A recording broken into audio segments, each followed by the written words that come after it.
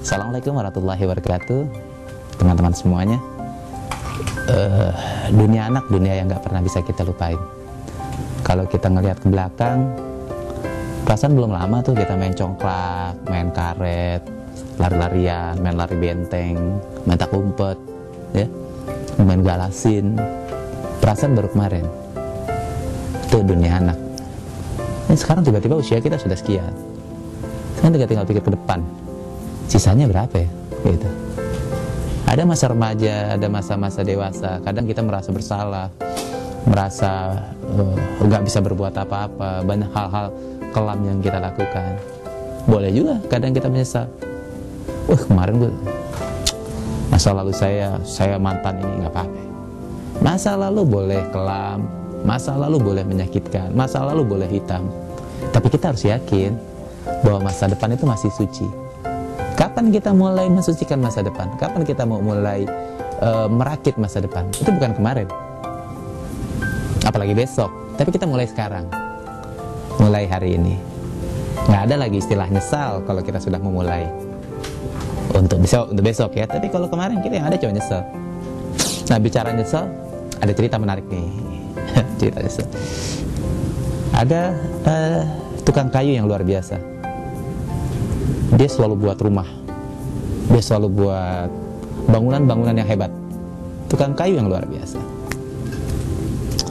Karyanya dikenal oleh siapapun. Puluhan tahun, mungkin hampir 20-30 tahun dia bekerja sebagai tukang kayu.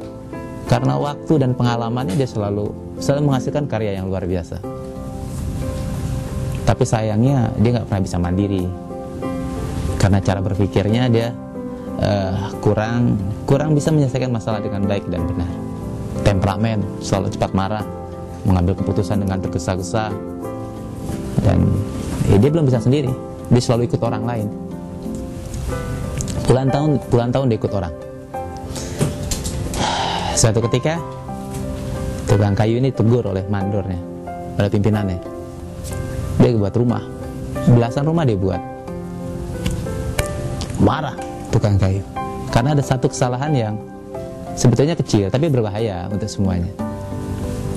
Tukang kayu karena merasa dia paling senior, dia merasa semua karyanya bagus, dia merasa sudah puluhan tahun, dimarahi oleh mandor ya. Baru usianya jauh, selisih berapa tahun dari dia, pengalamannya juga jauh. Marah. Terus jadi tukang kayu ditegur sama mandor, balik marah. Saking marahnya keluar letupan. Saya keluar dari sini. Putus asa. Dia pengen berhenti dari tempat kerjanya. Si mandor bilang, benar Bapak mau berhenti dari tempat ini? Ya, saya keluar. Karena saya sudah merasa tidak dihargai oleh Anda. Mandor merasa yang dia tegur adalah benar, merasa yang dia tegur adalah sesuai dengan protap, SOP dan lain-lain. Nggak bisa bilang apa-apa. Tapi mandor bilang begini. Dia tarik nafas, berusaha menenangkan hati. Si tukang kayu masih cemberut ya. Gitu deh kurang lebih. Hei, tukang kayu.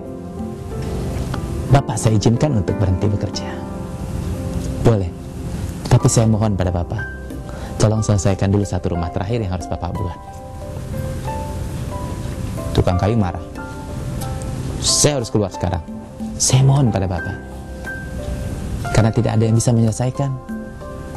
Oke, baik, saya selesaikan, kata tukang kayu. Tukang kayu menyelesaikan rumah tersebut dengan penuh emosi, tidak lagi menggunakan perhitungan. Kayu dia pasang miring-miring, jendela dia pasang tidak rapat, genteng dia pasang tidak rapi. Semuanya dikerjakan dalam emosi. Kecewa. Ubin, lantai, keramik dia pasang tidak lurus. Yang biasanya dia kerjakan jika rapi, dia kerjakan, dia perlu waktu misalkan 5 hari. Tapi itu hari ketiga dia sudah selesai. Tapi dalam kondisi yang tidak layak. Ya karena apa? Karena dia ngerjakan gak ikhlas. Dia pengen buru-buru cepat selesai. Pas hari ketiga selesai, dia disamperin lagi tuh mandor mudanya. Hai, anak muda, sudah selesai tugasmu. Dan saya pamit, saya berhenti dari tempat ini sekarang. Baik. Mandor muda sambil senyum mempersilahkan untuk keluar. Dikasih satu amplop, isinya adalah pesangon. Silahkan Pak Tua, ini hanya sekedarnya dari perusahaan. Terima kasih. Sambil tetap emosi. Keluar 5 langkah meninggalkan mandor. Mandor teriak, Pak Tua, maaf, satu lagi. Tukang kayu kembali. Ada apa anak muda? Ini dikasih kunci.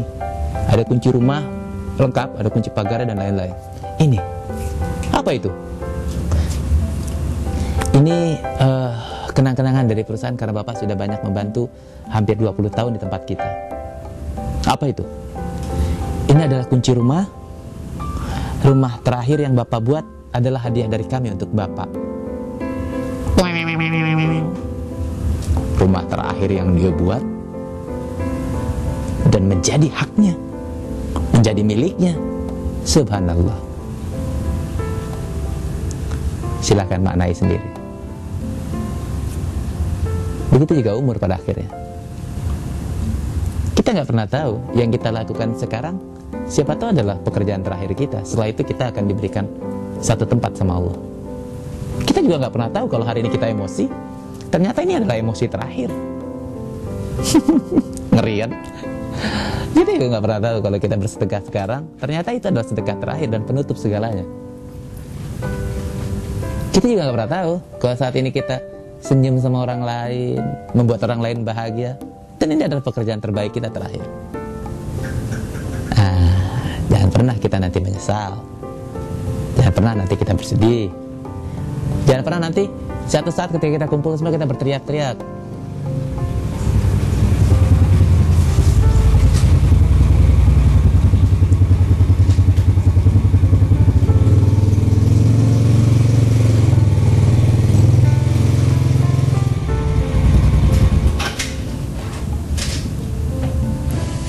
Jangan pernah nanti suatu saat kita berkumpul di satu tempat dan kita berteriak-teriak, ya Tuhan, wahai penguasa alam, kasih kesempatan kita 1 detik saja untuk bisa bersenyum pada orang tua. Ya Tuhan, kasih kesempatan kita 1 detik saja untuk mengecup kening dan mengucapkan mohon maaf pada istri yang selalu aku dolimi. Oh Tuhan, kasih kesempatan aku 1 detik saja untuk minta maaf sama pimpinan aku yang selalu aku berbohong padanya. Ih, ngeri. Itu Ben. Nih man, Kak Iman sekarang jadi kayak ustadz. Tapi tetap isinya itu cerita yang bisa diambil maknanya, berbagi kisah yang bisa diambil manfaatnya. Kemarin boleh gelap, tapi kita yakinin bahwa besok terang. Masa lalu gelap gulita, menyeramkan, tapi kita harus yakin bahwa masa depan suci. Kita buat sesuci mungkin. Yuk, jangan pernah menyesal. Siapa tahu Anda termasuk melakukan pekerjaan yang terakhir, atau saya juga melakukan pekerjaan yang terakhir, atau semuanya melakukan pekerjaan yang terakhir. Semoga kita semua dipanjangkan umur oleh Allah Subhanahu wa taala, dan pada akhirnya kita banyak bisa melakukan kebaikan untuk orang lain. Terima kasih. Assalamualaikum warahmatullahi wabarakatuh.